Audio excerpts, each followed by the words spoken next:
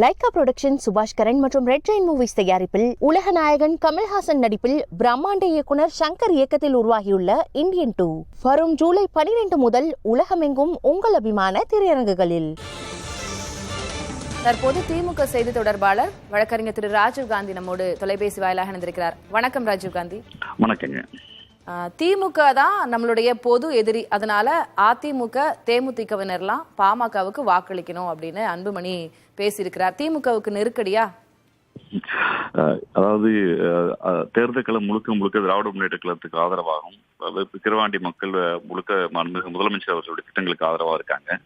கடந்த முறை வெற்றி பெற்ற மறைந்த அண்ணன் புகழேந்தி அவர்கள் சொந்த தொகுதிக்கு செய்த செல்வாக்கு மீண்டும் அன்னியூர் சிவா என்ற திராவிட முன்னேற்ற கழகத்தில் வேட்பாளர் வெற்றி பெறுவார் என்கிற பயத்தில், இது பாட்டாளி மக்கள் கட்சி மட்டுமல்ல, களத்திற்கு நாம் தமிழர் போன்ற கட்சிகள்ல தான் இத்தனை நாள் தத்துவார்த்த ரீதியாகவும் கீழ்மட்டத்திலும் அதிமுகவை தட்டியவர்கள், தேமுதிகவை தட்டியவர்கள், ஒவ்வொரு கடந்த காலத்தில் தனிப்பட்ட முறையில் கூட பேசியவர்கள், அந்த கட்சியோட நிலைப்பாடு குறித்தும் அவர்களுடைய குடும்பம் குறித்தும் கொள்ளை குறித்தும் எல்லாம் பேசியவர்கள் இப்போது மேடை போட்டுக் கொண்டு அதிமுக எங்களை தான் பேசுவதால் நகைப்புக்குரியதாகவும் வேடிக்கைக்குரியதாக இருக்கிறது.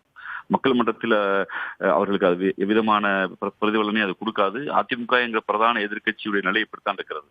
எப்படியாவது இருக்க ஒரு சில அதிமுகவோட வாக்குகளை வாங்கிவிட முடியாத என்ற நட்பாசையில் தான் பாட்டாளி மக்கள் கட்சியின் நாம் தமிழர் கட்சி பேசுவதாக நாங்கள் எண்ணுகிறோம். இங்கே திராவிட முன்னேற்ற கழகத்தை களத்தில் எதிர்கொள்ள திராணியற்று, திராவிட முன்னேற்ற கழகத்தை கருத்தியல் ரீதியாக உள்ள திராணியற்று, மக்கள் மன்றத்தில் திராவிட முன்னேற்ற கழகத்தில் திட்டங்களை போய் குறை சொல்லவோ இல்லை என்ற விமர்சிக்கவோ எவ்விதமான உரிமை என்பதை விட எவ்விதமான சரியான நிலைப்பாடு அவர்கள் இல்லாததால் எதிர்கட்சியை வாக்கு எப்படியாவது பெற்றுவிடலாம் என்கிற நட்பாசையில் பேசுகிறார்கள். அது களத்தில் எதிரொலிக்குமா என்று தெரியவில்லை.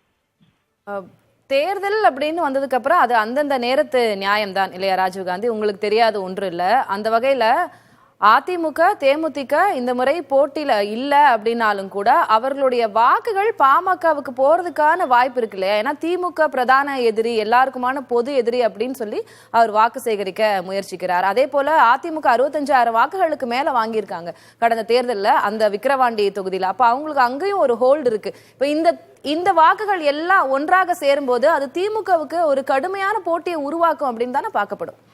இல்ல, ஏன்னா அது நீங்க சொன்ன அந்த விதி இருக்குல்ல, தேர்தல் என்பது தேர்தல் நேரத்திற்கான கூட்டணி என்பது. இங்க இருக்க இந்தியா கூட்டணி என்பது தேர்தலுக்கான கூட்டணி அல்ல, அதற்கு மாறாக கொள்கை சார்ந்து கட்டப்பட்ட கூட்டணி. தொடர்ச்சியாக நாங்கள் செய்த பிரச்சாரம் தான். இது ஒரு தேர்தலோடு முடிகிற கூட்டணி அல்ல. அதற்கு மாறாக தமிழ்நாட்டுடைய மாநில சுயாட்சி, மொழி சார்ந்து மக்களுடைய உரிமை சார்ந்து இயங்குகிற கட்சி இந்த கட்சி என்று பல இடங்களை பேசலாம். சந்தர்ப்பவாத கூட்டணி அமைக்கிற அதிமுக, பாட்டாளி மக்கள் கட்சி போன்ற கட்சிகளுக்கு வேண்டுமானால் அந்த நிலைப்பாடு இருக்கலாம். அதிமுகவோட தொண்டர்கள் யாருக்கு வாக்களிக்க போகிறார்கள் என்பது அது விக்கிரவாண்டி தேர்தல் முடிவு சொல்லட்டும்.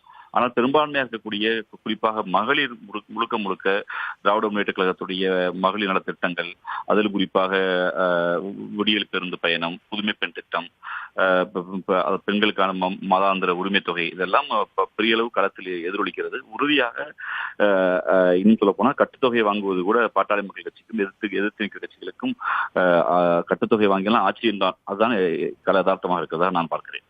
யாருடைய ஆதரவை கோரினாலும் திமுகவுக்கு ஆதரவான அலைதான் வீசுகிறது விக்கிரவாண்டியில அப்படின்னு பதிவு பண்ணிருக்கீங்க.